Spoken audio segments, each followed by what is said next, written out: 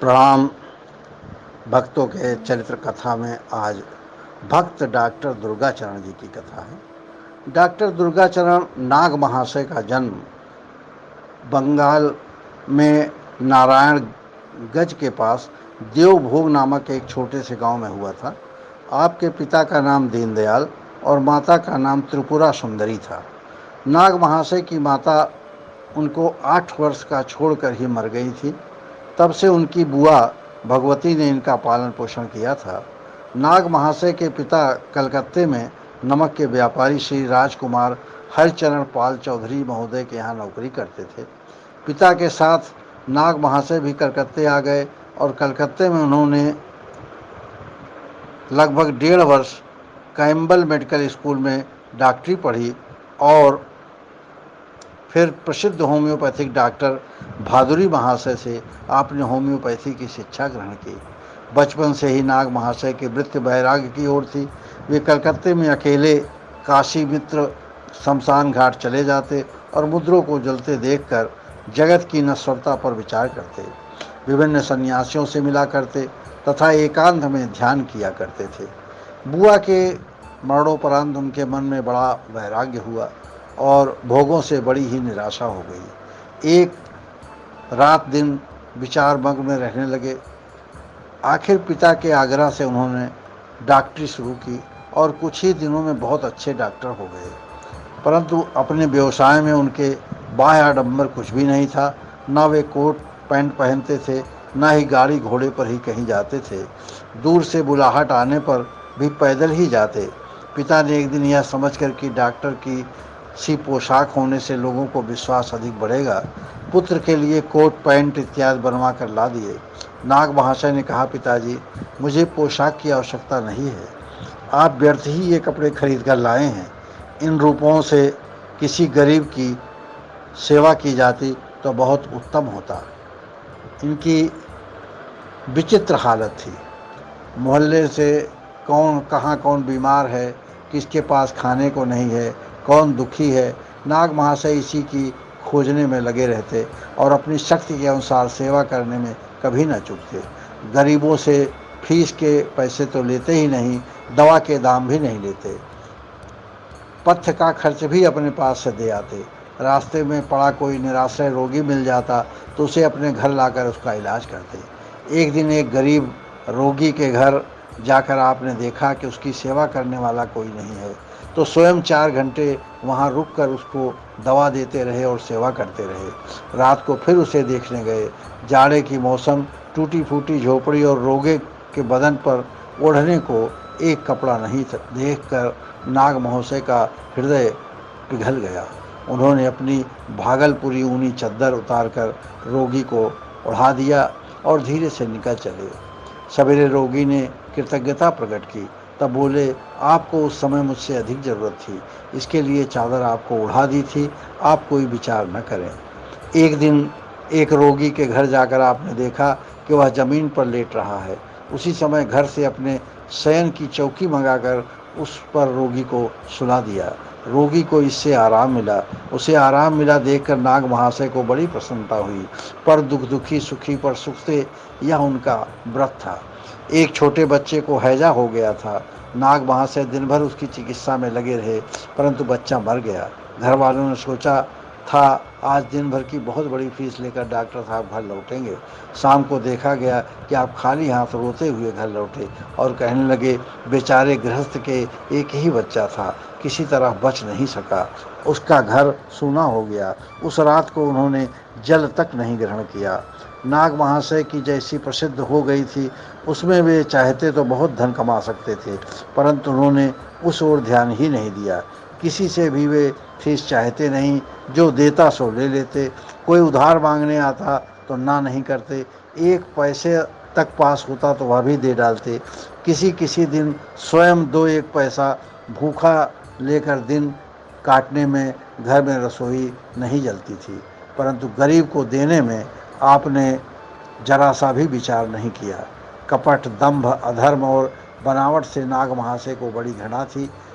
सभी से वे भगवान को देखने की चेष्टा करते थे, परंतु नाग महाशय के घर कोई आ जाता तो उसे बिना खिलाए नहीं लौटने देते थे। नाग नारायण मानकर अतिथि सेवा करते। एक दिन नाग महाशय के पेट में दर्द हो रहा था। दर्द के मारे बीच बीच में वे बेहोश हो जाते थे। घर में कुछ था नहीं। अकस्मात 8-10 मेहमान आ गए। उसी बीमारी में आप बाजार गए चावल लेने। कुली के सिर पर सामान रखकर न लाने का आपका नियम था। चावल की गठरी सिर पर रखकर लाते समय रास्ते में पेट का दर्द बढ़ गया। आप गिर पड़े और बोले, हाय हाय, यह क्या हुआ? घर में नारायण उपस्थित हैं, उनकी सेवा में देर हो रही है। धिक्कार है इस हाड़ मास के चोले को, जो आज इसमें नारायण की सेवा नहीं हो रही है। दर्द कुछ कम होने पर घर आने और अतिथियों को प्रणाम करके कहने लगे, मैं बड़ा अपराधी हूँ, आज आपके भोजन में बड़ा विलंब हो गया। वर्षा काल में एक दिन नाग महाशय के घर 2 अतिथि आ गए। बादल घिरे थे और झड़ी लगी हुई थी। नाग महाशय के मकान में एक ही कमरा ऐसा था जिसमें पानी नहीं गिरता था। उसी में नाग महाशय सोते थे। अतिथियों को भोजन कराने के बाद आपने अपनी धर्मशीला पत्नी से कहा, आज हम लोगों का परम सौभाग्य है जो साक्षात नारायण ही अपने घर पधारे हैं। क्या उनके लिए जरा सा कष्ट नहीं किया जा सकता? आओ हम लोग बाहर दीवार के नीचे बैठकर भगवान का नाम ले और उनको अंदर सोने दें। कहना ना होगा कि साध्वी पत्नी ने पति की बात को बड़ी प्रसन्नता से मान लिया और अतिथियों को यह बात मालूम ही नहीं हो पाई। नाग महाशय अपने लिए दूसरों से काम करवाना नहीं सहन कर सकते थे, इसलिए वे कभी नौकर भी नहीं रखते थे। अतः जब घर रहते तब घर की मरम्मत करना भी कठिन होता था। नाग महाशय जब बाहर जाते तब पीछे से उनकी पत्नी घर की मरम्मत करवाती। एक बार नाग महाशय बहुत दिनों तक जन्मभूमि में रहे।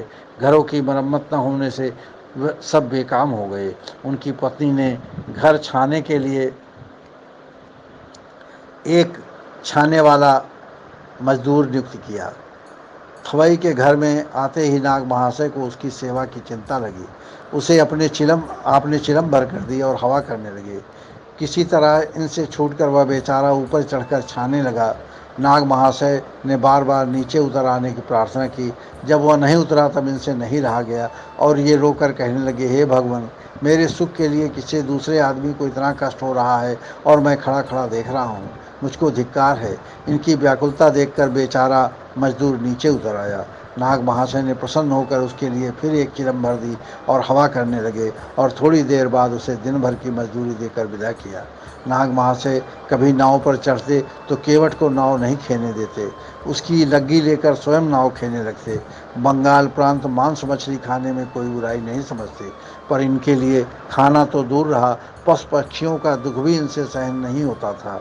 कई बार इन्होंने मछली बेचने वालों से मछलियां खरीदकर तालाबों में छुड़वा दी।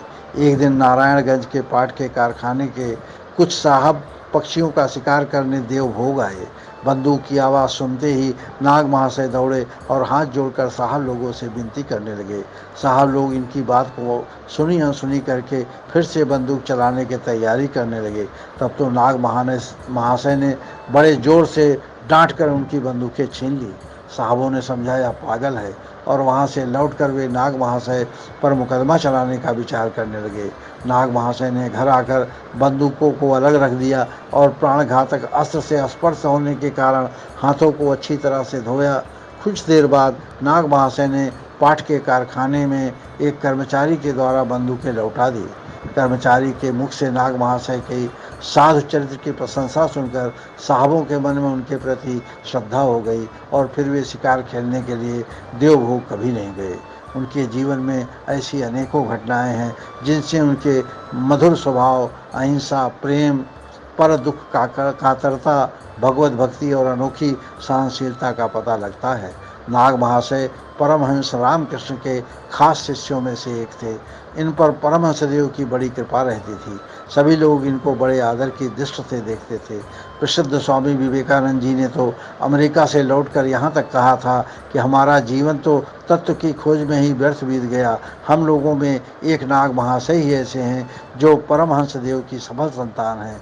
पिता के परलोक गमन के 3 वर्ष बाद 53 वर्ष की उम्र में आपने देह त्याग किया। उस समय प्रसिद्ध स्वामी शारदानंद आपके पास थे। जय श्री सीता।